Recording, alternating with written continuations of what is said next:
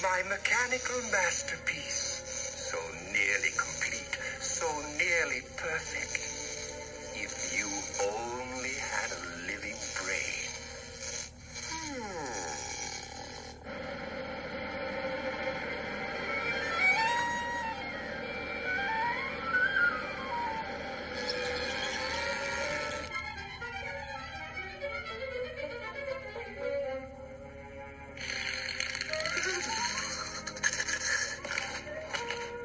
A wee bit small, but it will have to do.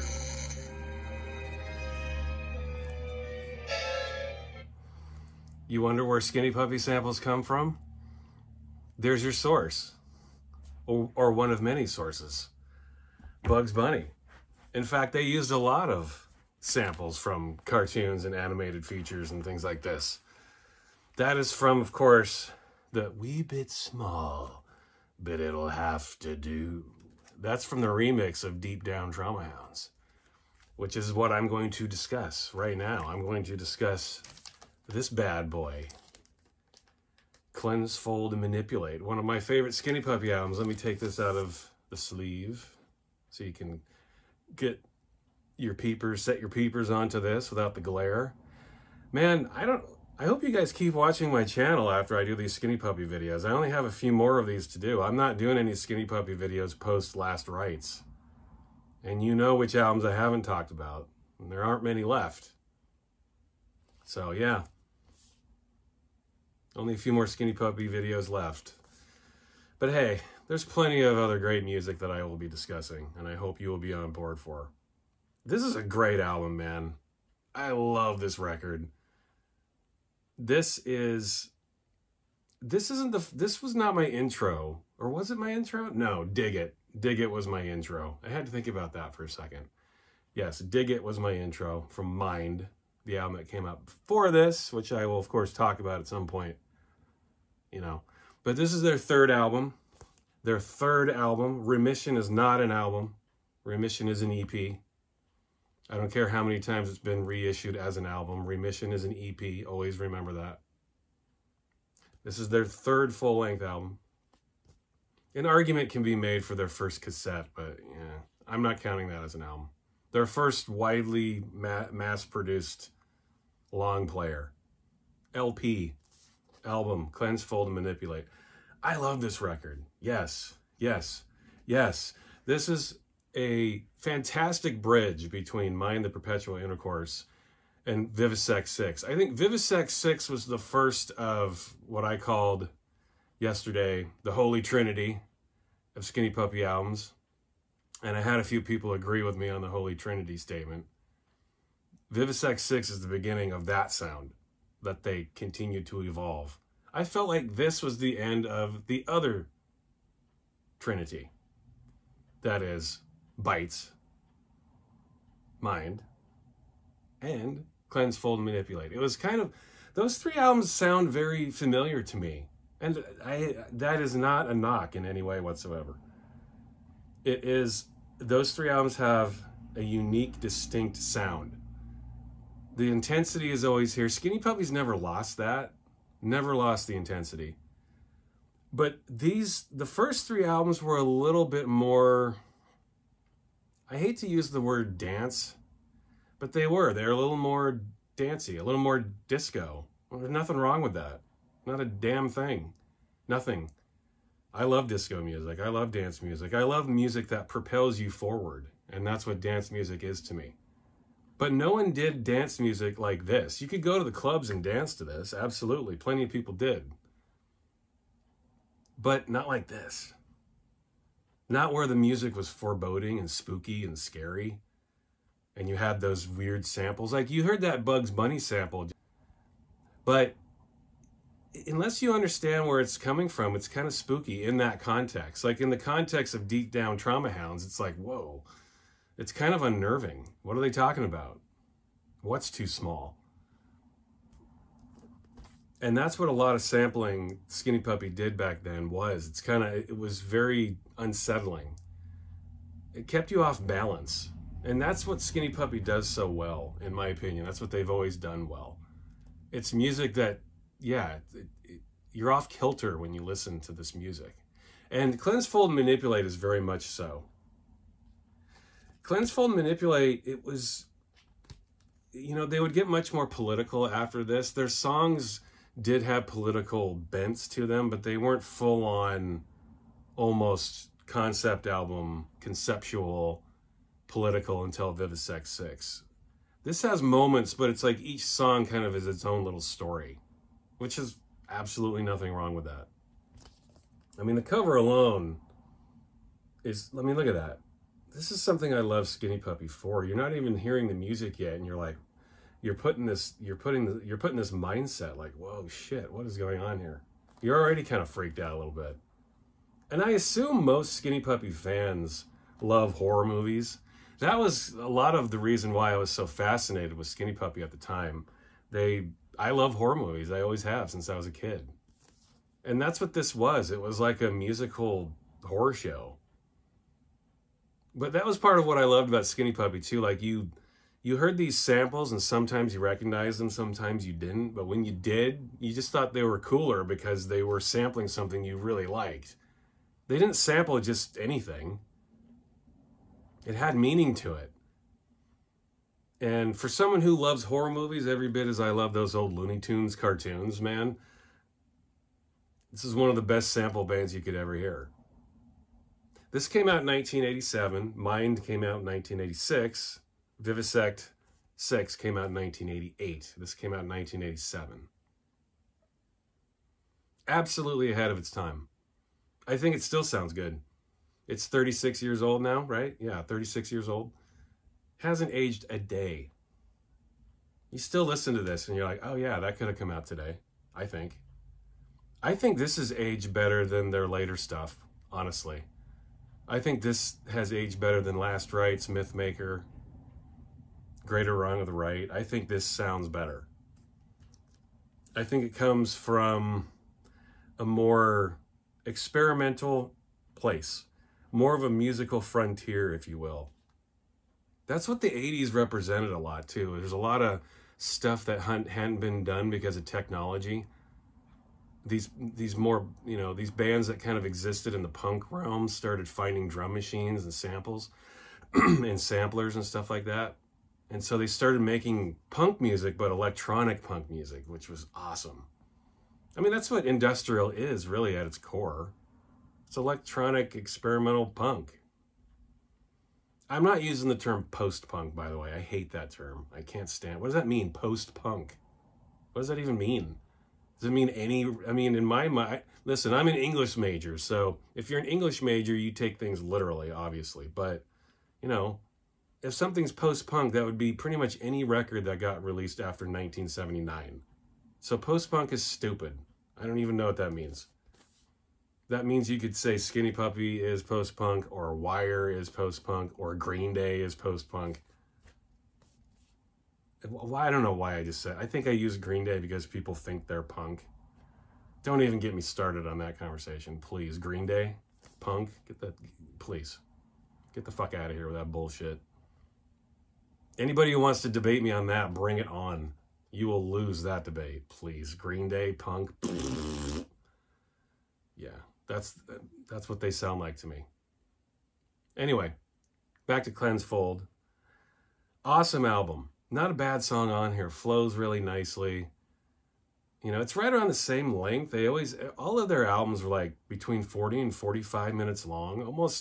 It was almost like a pattern with them, but it always worked. It was just enough. Like Skinny Puppy knew when to drop the mic. They knew when to leave their fans wanting more. There are never any double albums with these guys. Not up until later, at least. But that was good. I usually like double albums a lot. If you have a lot to say, then get it all out. But Skinny Puppy had more to say, but then in a more condensed time frame. It was just really intense. 40 minutes of intensity, and then boom, we're off. We're done. This is a very... I hate to use the word dance, but it's more of a dancey album for them. All three of their first albums kind of were in some ways. Not totally. But there are some dancey elements, like Deep Down Trauma Hounds, man. That's a dance track. When I hear that, I feel like dancing. Doesn't mean it's any less intense. Oh, by the way, what's the sample from at the beginning of that song? I don't want to talk about it. What is that? I don't know what it is. I usually like to keep these things as a mystery, but if somebody knows, please tell me, what is that from? I don't want to talk about it. At this time, I've heard this album for over 30 years now. So as most of you know, when you hear a record and a sample and you don't know what it is at the time you hear it, you'll be watching a movie 20 years later and that scene will come on and you're like, oh, there it is. There's the sample. So what is that? I want to know finally. I don't want to talk about it. Let's go through the track list. First Aid, yeah. That's a great way to start, isn't it? Just like total classic Skinny Puppy. Dancey, but dirty and scummy and filthy, scary, foreboding, awesome vocals, tip-top production, Addiction, yeah. Kind of technically, well, no, I guess it's not the only single. They did release Stairs and Flowers from this album, but it was like I think it came out as Stairs and Flowers in the US, and then it came out as Chainsaw in Canada, or vice versa. I'm going to talk about that in a minute. But Addiction, yeah. That had the Adrian Sherwood mixes on it too. Adrian Sherwood. I've talked about Adrian Sherwood. On You Sound, you need to know him. And you've heard him. Like, he's just one of those guys who's been in the background of so many productions over the years. He's massively influential to all kinds of different genres of people. Skinny Puppy. He produced Twitch. Ministry.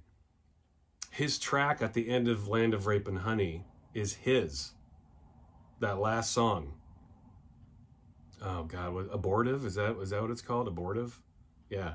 That is a Adrian Sherwood track, straight up. I talk about that in the Land of Rape and Honey video. But I recently I saw an interview with Al Jorgensen where he said, Abortive, he traded Adrian Sherwood some drugs for the track Abortive. And he just took the song and put it at the end of his own album. It's not even an Al track. But Adrian Sherwood took many, many industrial peeps under his tutelage and taught them the ins and outs of production. He taught Al Jorgensen, or helped him at least. So he does remixes of Addiction. I'll get to that in a minute. I should do an Adrian Sherwood video, shouldn't I? Oh, yeah. Man, he's awesome. You gotta love him. Shadowcast. There's not a bad song on here. Draining Faces. The Mourn. The Mourn. Oh my God. What is the name of that? There's a movie that they base their samples on. It's a Korean snuff film. It's awful. It's truly terrible. What the hell is that called? It's probably better that I don't remember. I watched it once and it was like, yeah, I can't ever unsee this again. In fact, I'm seeing images right now as I'm talking about it. It's a truly horrible film. I mean horrible and like disturbing. It's interesting. I don't mean horrible as in bad. It's just like horrible in that way that humans are terrible, awful people. Humans can be too creative sometimes with their time and their bodies. And that movie proves it, man. If you want to be disturbed, if you want to, projectile vomit all over your screen while you're watching TV, watch this movie. If you're interested, I'll mention it in the comments. I'll figure it. As soon as I'm done with this video, I'll go look it up. But that's the track that Skinny Puppy samples on The Mourn. Second Tooth. Terror Beat. Deep Down Trauma Hounds. Anger and Epilogue. Skinny Puppy always ended their albums really well, didn't they?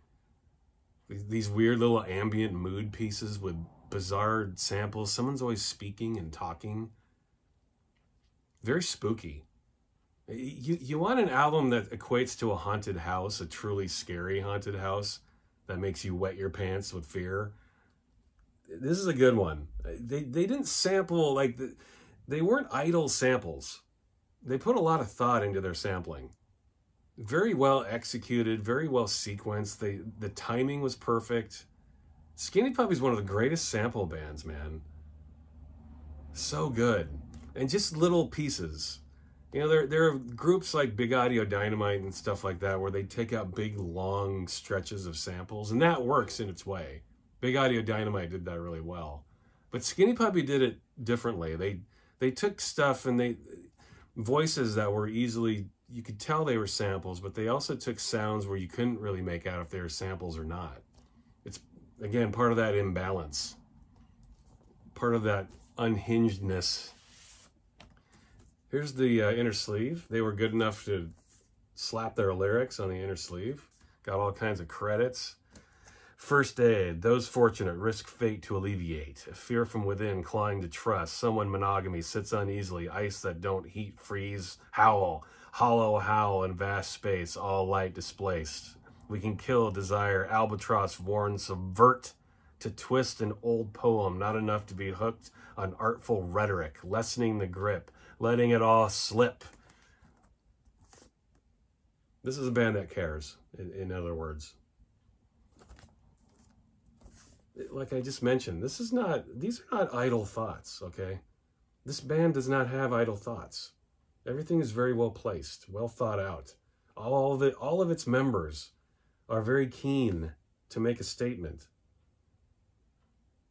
They're not so interested if you understand the point or not, but at the same time, it's essential that you understand the point. You get what I'm trying to say? It's the everything and nothing concept. And that's what this album does very well. It's got a very distinct message, but it lets you find your journey.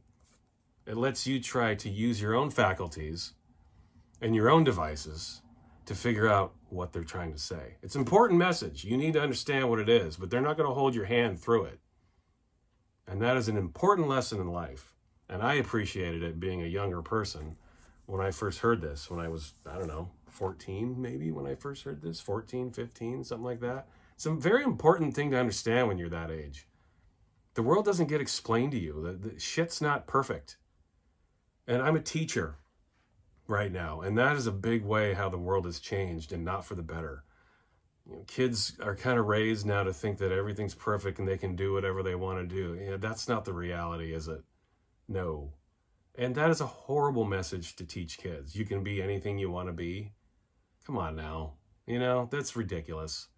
And albums like this are important, I think, for any age of a person.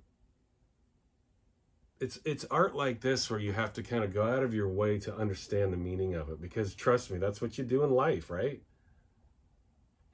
Nothing's mapped out. You figure all this stuff out on your own. And sometimes it's a painful process, but that makes you better. It makes you more wise.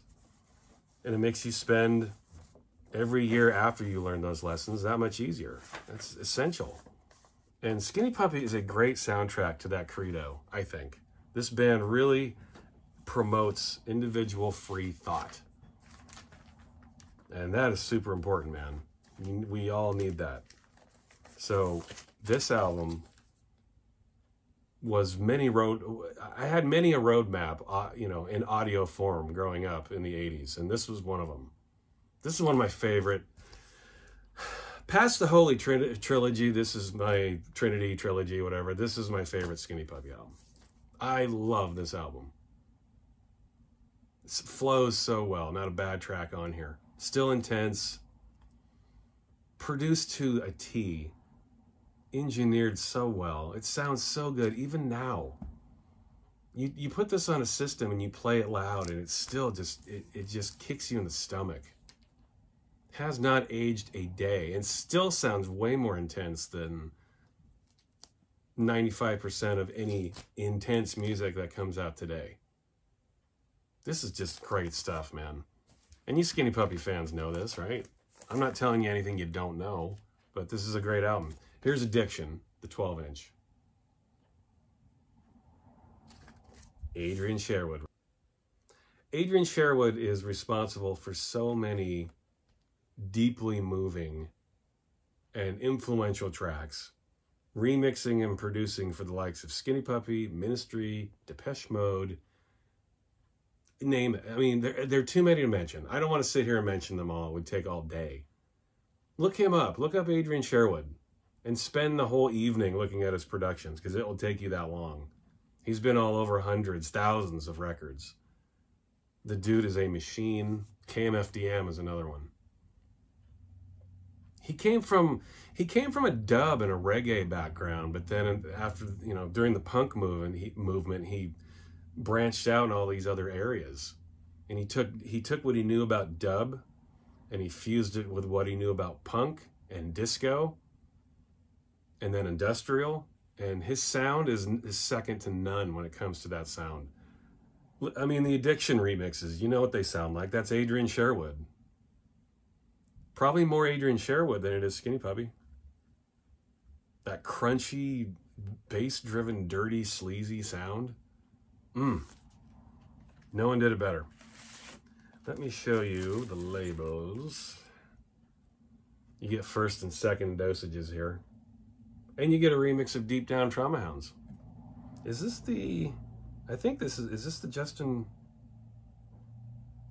I don't know if this is the Justin... No, it is not the Justin Strauss remixes. Deep Down Trauma Hounds. You get 3 amazing songs on this. Absolutely worth every penny. Addiction. I mean, arguably, would you say it's the best song on there? I think it's the best song on there when you're thinking of like a single. When you're thinking of a song that can reach as many people as possible, as wide an audience as you can. Addiction's probably the one. Yeah, I guess that's a dumb question. What's your favorite song? I mean, each song on Cleanse, Fold, and Manipulate has its own purpose. So, yeah, they all kind of exist in their own little world. And then here's Chainsaw. I have Chainsaw. This came out as Stairs and Flowers, too, with the same cover. I think, is this Doré? This is a Doré cover, right? Oh, you need to check out the artist Doré. He also did the cover for Dig It. Yeah, oof. This artist is something else. I have a couple of books of his paintings, and man, inspiring, great stuff. Look up, I can't remember. I want to say Vincent Doré, but I don't know if it's Vincent Doré. Doré is his last name. Amazing artist. I mean, he's long dead now. He existed long ago. But if you're wondering where Skinny Puppy got this art and the art for Dig It, that's who did it.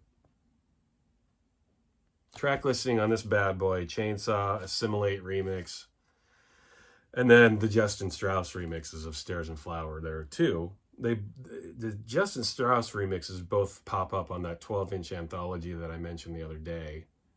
They're both on here. And yeah, these mixes have all ended up other places by now, but I would still pick this up because look at this cover, man. Love this cover. No band was better at presenting an image, a statement, better than Skinny Puppy when it came to their covers. Look at that.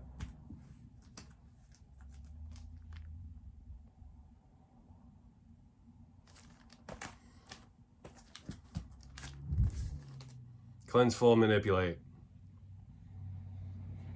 This is, yeah, like I said, it's, if you're a Skinny Puppy fan, obviously you have this. I'd be interesting to hear where you guys rank this in their canon, their cater of albums. This would be number 4 for me if I had to rank them. Like I mentioned in the Vivisex 6 videos, some days I feel like Too Dark Park's my favorite. Some days I feel like Rabies is my favorite. Some days I feel like Vivisex 6 is my favorite. I don't know if I ever feel like this is my absolute favorite, but this is like very close down on the second tier. It's just a different sound. It's not worse. For my personal tastes, this has a sound that fills a hole when I need it. When I want to feel slightly threatened, but I want to hear some dancier stuff at the same time, I put this on. You know what I'm trying to say? A good juxtaposition of good and bad. And that's what I don't mean bad in the term that this is bad. I mean in like the religious term, good versus evil or something. And as you know, I'm not religious, but the bad being this. What represents badness? This versus just like disco. Let's throw down and dance. Sure, we can throw down and dance while these evil samples are going on in the background. Why not? Who else is doing this? Nobody other than Skinny Puppy. This is it. Yeah, fantastic album. You guys know that, but I wanted to talk about it. Yeah, probably number 4 in my ranking. I mean, everything they did up through Too Dark Park is on another level, man. I mean, if one album's going to be 1 and the other one's going to be 6, they're all amazing 5-star albums. So I know you guys know what I'm talking about. I'll hold these up one more time.